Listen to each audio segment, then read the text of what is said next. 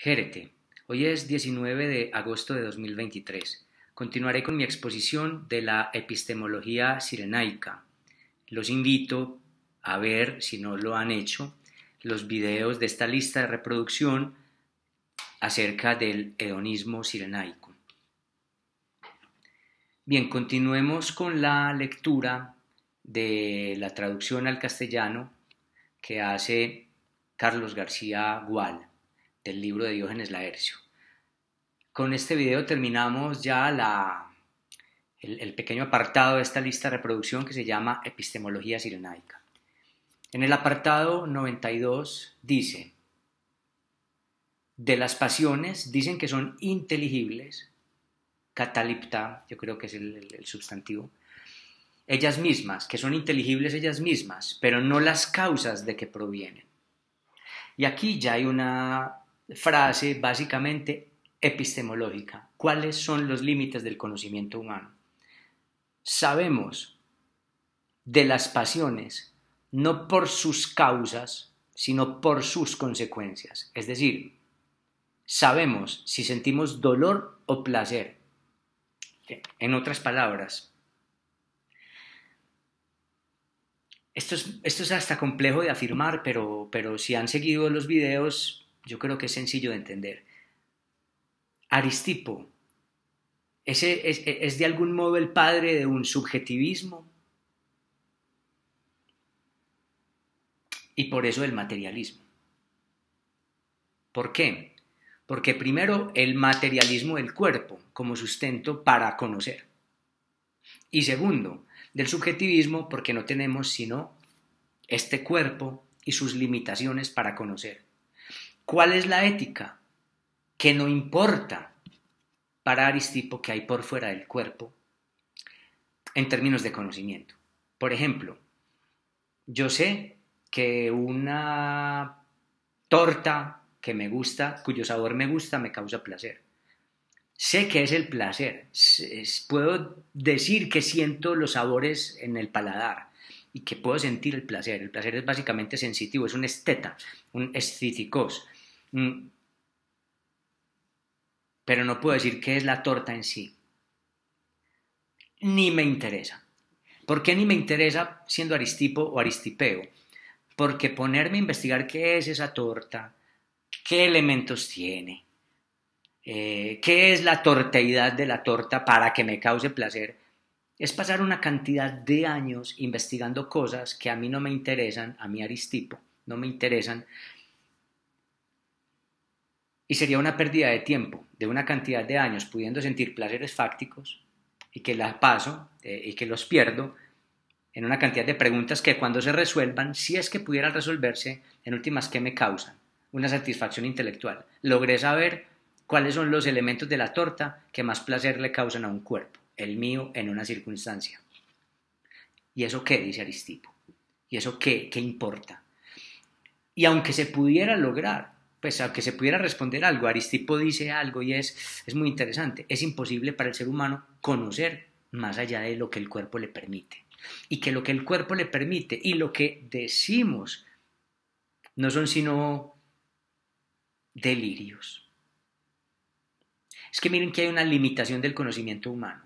Es un Guthrie, en el libro de la historia de la antigüedad griega, dice que tienen un escepticismo extremo, los cirenaicos. Es imposible para el ser humano conocer. Todo lo que el ser humano habla de su conocimiento no son sino conjeturas, convicciones. Vuelvo a la frase. Insisto, apartado 92. De las pasiones, dicen los cirenaicos, que son inteligibles. Las sentimos, las podemos inteligir. Son inteligibles ellas mismas, pero no las causas de que provienen. Es que aquí puse un ejemplo muy fácil de una torta. Uno puede decir, la causa del placer es la torta.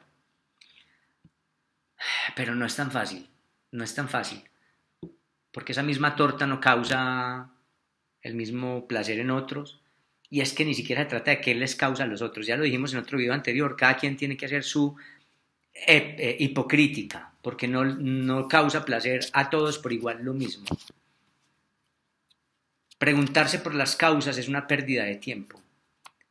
De hecho, no hay sino que acoger los resultados de placer o de dolor, porque es que la otra pasión es el dolor. Renunciaron, miren esto, al estudio de los fenómenos naturales a causa de su aparente incomprensibilidad. Todo lo que decimos de la naturaleza no son sino traducciones en palabras de cosas que nos imaginamos que la naturaleza es. Todo conocimiento humano es una conjetura, es un mito, es una fabulación con la que nos regocijamos y con la que nos sentimos superiores. Pérdidas de tiempo, jactancias y sobre todo placeres intelectuales, y ustedes ya saben cuáles son las opiniones que siente Aristipo, que tiene Aristipo o que estima Aristipo hacia o para con los placeres intelectuales. Pero abrazaron el estudio de los temas de lógica, pero por su utilidad práctica. Es decir, bueno, por su utilidad, la palabra práctica la puse yo y eso es un pleonasmo, eso es una redundancia, no sé. Su utilidad. ¿Por qué si estudian lógica? Por la razón por la cual, o por la misma razón por la cual Aristipo le reprocha a Diógenes cuando está lavando hierbas, lájana. Mires el video anterior donde se versa de ello. Porque la lógica es el medio de poder hablar bien para encontrar ciertos argumentos para convencer y persuadir a los demás. ¿A qué me refiero? A que la lógica es el medio para poder tratar bien con la gente, para poder tratar a los demás, para poder ser reconocido por los demás y obtener mayor número de placeres. Es decir, la lógica no porque sea valiosa en sí misma, es otra pérdida de tiempo.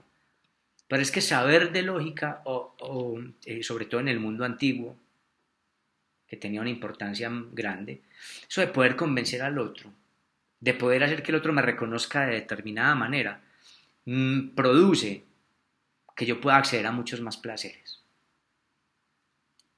Entonces, no porque la lógica en sí sea venerable como placer, sino porque es un medio eficaz para conseguir placeres.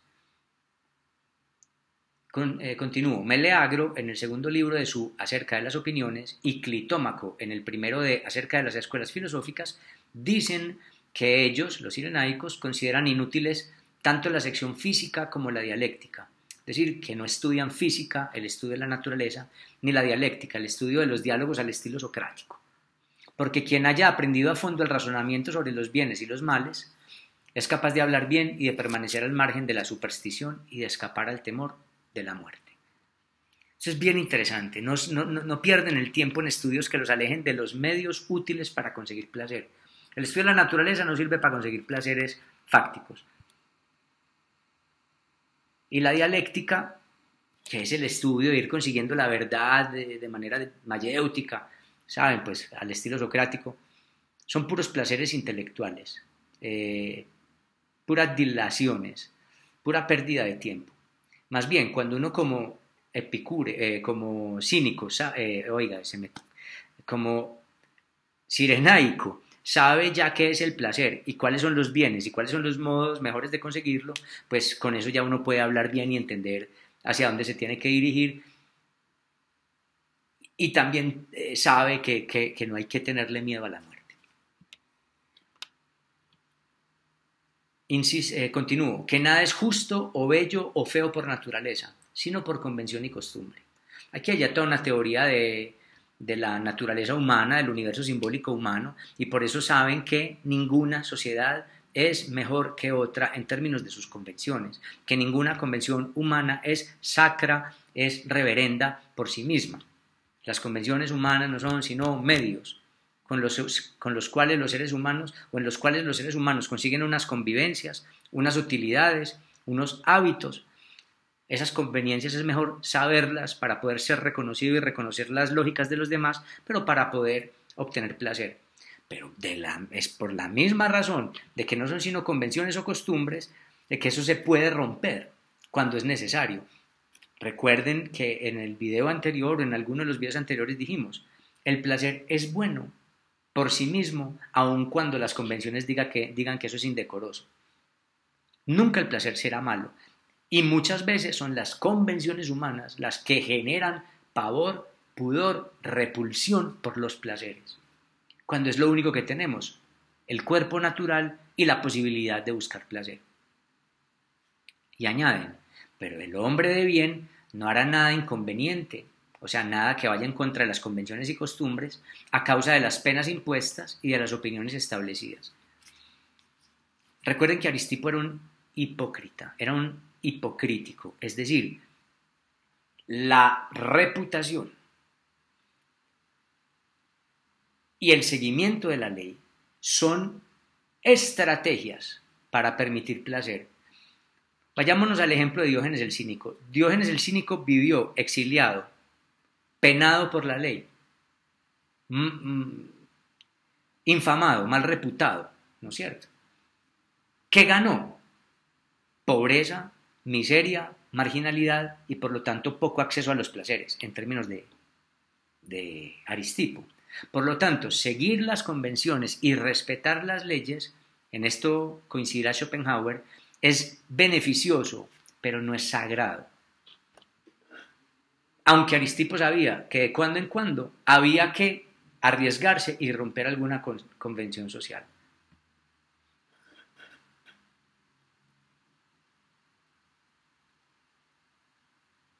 El sabio, dirá la escuela cirenaica, existe, es decir, es posible ser sabio. ¿Qué es ser sabio? Yo identifico que ser sabio es más o menos, para Aristipo, seguir la lógica de la escuela cirenaica. Tratar de despertar para no cometer tantos errores buscando el placer, como los necios que van al tuntún, algunas veces les salen bien las cosas y obtienen placeres. Lo que distingue al sabio del necio es una estratagema, es una hipocrítica.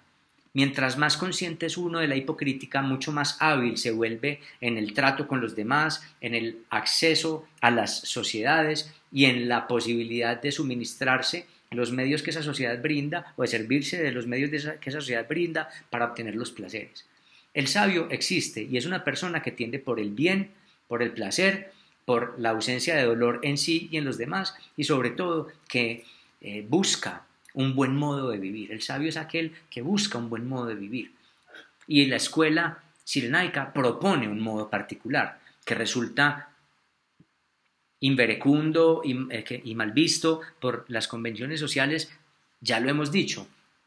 Y es muy extraño porque Aristipo respetaba o al menos se valía del respeto de la ley y de las convenciones, y sin embargo son esas convenciones quienes más juzgaron y esas personas que siguen esas convenciones quienes más juzgan a Aristipo. Pero bueno, Aristipo piensa, es posible la sabiduría, es difícil, es de unos pocos, pero ser sabio existe, es fácil, existe, es fácil, no, es posible, existe.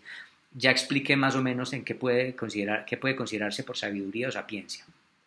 Admiten el progreso tanto en filosofía como en las demás materias. ¿Qué significará progreso? Que vamos a ver si la palabra es procopí. No me acuerdo.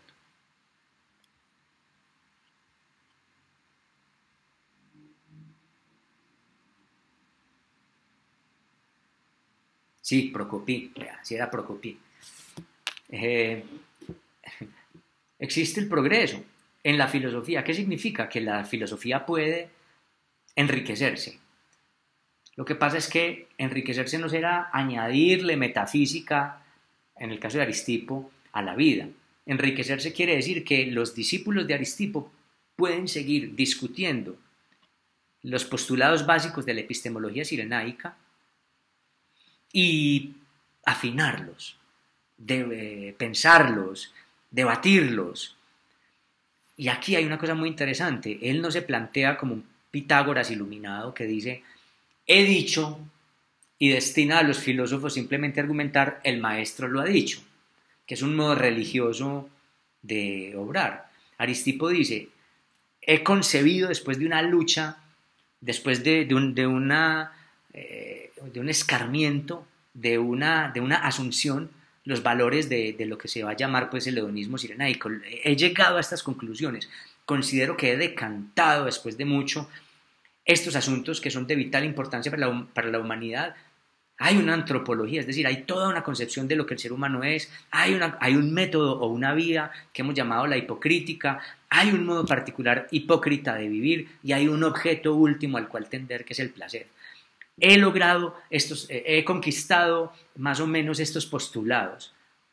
Estos postulados se pueden enriquecer y a ese enriquecimiento, a ese examen, a esa permisión que Aristipo le da a los demás para que se incluyan en la escuela, se los va a llamar procopí, progreso. Y bueno, y en las demás materias, es decir, el progreso existe.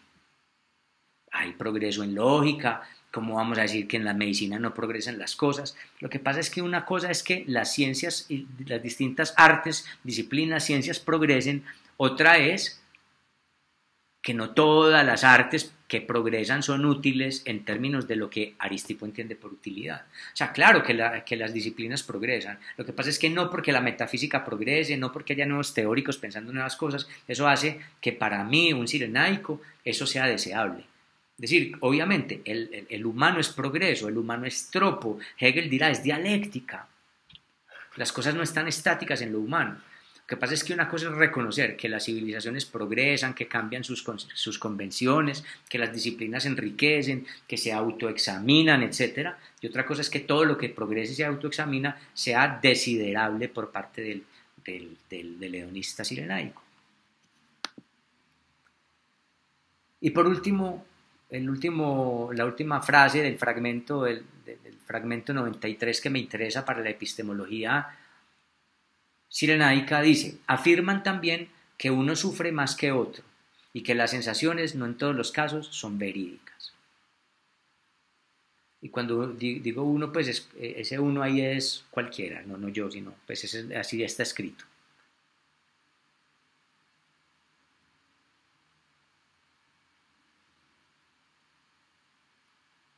Sí.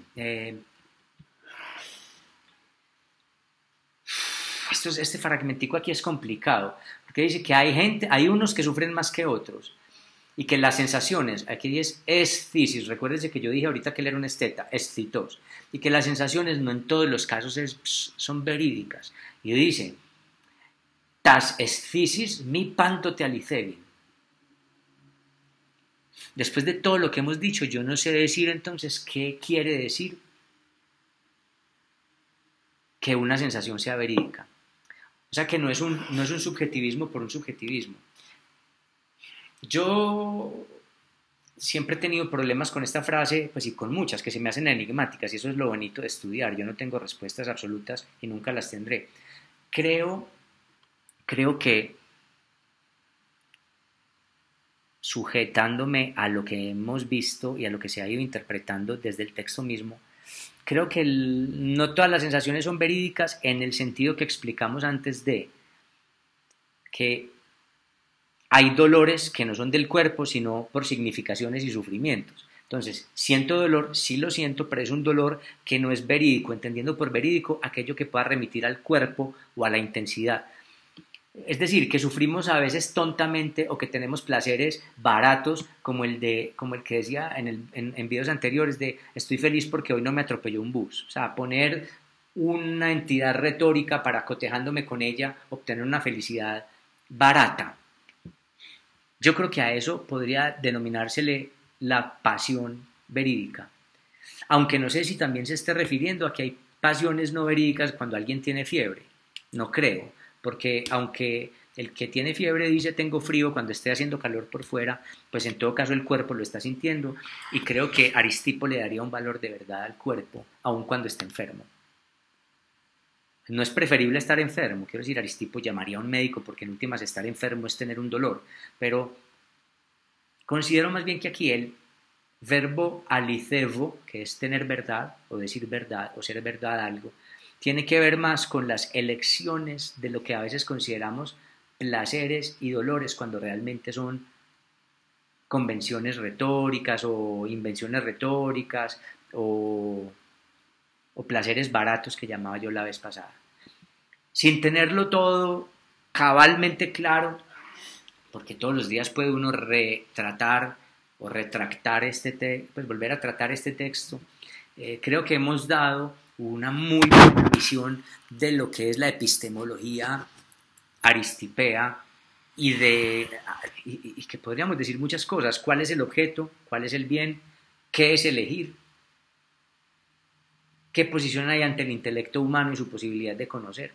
Creo que aquí hay una epistemología grandiosa, y quien lea con atención estos renglones que da Diógenes Laercio desde el 86 a la 93, e incluso desde antes cuando se habla de la biografía, se dará cuenta de que Aristipo no era un indocto, no era un ágrafo, no era un ramplón, que la escuela cirenaica tiene un contenido epistemológico muy amplio, muy serio, y en eso coincido yo con Michel Onfray y seguramente con Guthrie, cuando le dan un valor alto a la epistemología aristipea, que insisto, puede ser una respuesta decidida a su maestro Sócrates, una respuesta decidida, tan válida como la de Platón, que también fue una respuesta decidida a las enseñanzas del maestro. Ya veremos cómo a su vez este maestro Aristipo, puesto que con su hija Areta establece una escuela en Cirene, estos pensamientos del maestro generan esta procopí o este progreso, y se generan 4 grandes vertientes cirenaicas de acuerdo con las interpretaciones que 4 discípulos fundamentalmente hacen del maestro. En últimas, dignificaron a Aristipo, así como Aristipo dignificó a Sócrates. Ya las iremos viendo. Hasta aquí pues estos videos que versaron sobre la epistemología del hedonismo cirenaico. Muchas gracias por atenderlos. Hasta una próxima, si es que una próxima, Jérete, ya.